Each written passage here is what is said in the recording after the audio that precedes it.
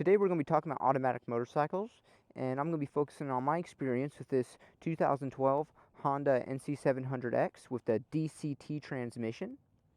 So before we get into why I picked this motorcycle as opposed to other automatics or trikes or scooters, I want to real quick show you how we operate it.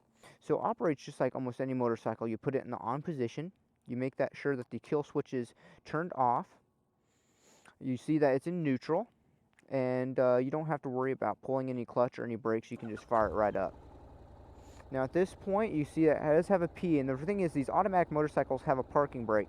Reason being is you can't park it on the side of the road and leave it in gear because this is an automatic transmission, so it does have a parking brake, which is easy to undo. You just press the button, pull back, and it will snap down. In order to lock it, you just pull up. So without further ado, let's go ahead and start going for a ride and talking about why I picked this over the other options on the market.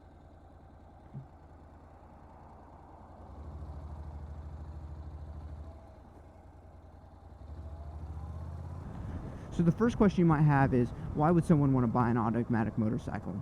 And there's a narrow range of people out there that are actually interested, but it could be a group of people that might not otherwise be able to experience the joys of getting out on two wheels.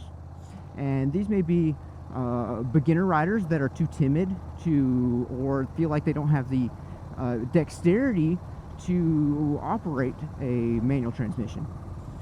In fact, that's the reason we bought this bike. It was for my wife, and she has rode a scooter for a while, but she wanted to up into the size of a motorcycle, the power of a motorcycle, allow her to go further and farther and more access to different roads on the highways.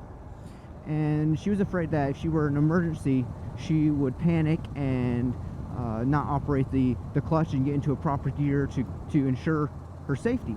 So for a beginner, this bike is great. Now, it's not just for beginners though. What about people that have disabilities, or whether that be a veteran or someone who's been in a motorcycle accident, who's damaged or injured part of their body, and most importantly, this bike is best if you have something injured on your left side of your body. You almost don't even need your left arm or your left leg on this bike, because there is no clutch or shifter to operate. Of course, what you do operate on the left side of the bike, it does not require good strength on that hand. So when you're taking a turn, all you need to do is give it a light push, or you can operate the turn signals. And if you have it in semi-automatic mode, the shifting buttons are on this left side. Now, it's not necessary to have the bike in the semi-manual mode. However, if you want a different riding experience, or you want to ride through the twisties and feel that control, you do have that option. Now, some other bikes that are on the market that someone would be interested in would include bigger scooters, such as like the Bergman. And the problem with these is, they don't have the same character as the motorcycle in looks and in the way they ride. With those bikes, you have your legs sitting through, so you don't get to use the tank to assist you in your turning.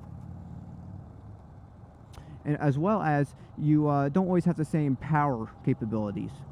Now, as opposed to a trike like we're seeing there passing me, the problem with those is, one, they're quite expensive. Bikes like those, looking on Craigslist, they can run $10,000, $20,000. And something like the Can-Am Spyder, you got the same story. Whereas a bike like this Honda, you can get it brand new at the dealership, $8,000, and you can find it, of course, cheaper if you are looking on Craigslist. Another reason why you'd want to buy this Honda NC700X as opposed to a Can-Am Spyder is the ability to turn. I'm going to put up two pictures. One is of the Can-Am Spyder in the corner, and this next picture is an NC700X in a corner. And so as you can see, you don't really get that ability to lean when you have two wheels, whether this is a trike with two wheels in the back or a Can-Am Spyder with two wheels in the front.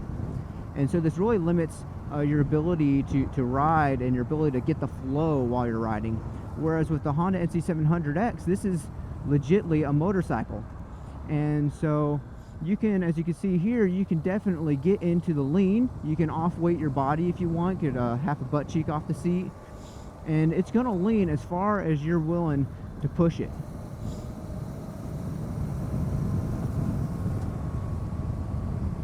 Another reason that this is I chose this over a Can-Am Spyder or a trike is the weight. And for one, those bikes, the Can-Am Spyders and the trikes, weigh so much you have to have a reverse gear. That tells you right there that bike's going to weigh a little too much. So a bike like this with the dual clutch technology does weigh a little bit more than its standard manual transmission counterpart.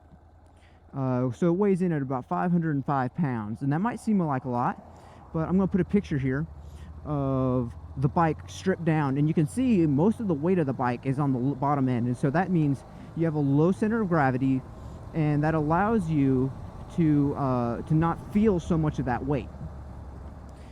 And so 505 pounds might seem a lot, but when you compare it to a Can-Am Spyder, my first Google search resulted in 850 pounds, and I don't want to know how much those Harleys are weighing in at. And so this is another one of the big factors that I decided to go with the NC700X. And also, I'm going to show you here that the bike, even at the 500 pounds, it has a great slow speed through the parking lot maneuverability. And so after this gentleman passes me, I'm going to show you how easy it is to do a U-turn on a bike like this. All right, as you can see here, this is a bit of a wide lane here, but I'll be able to do a U-turn within one lane.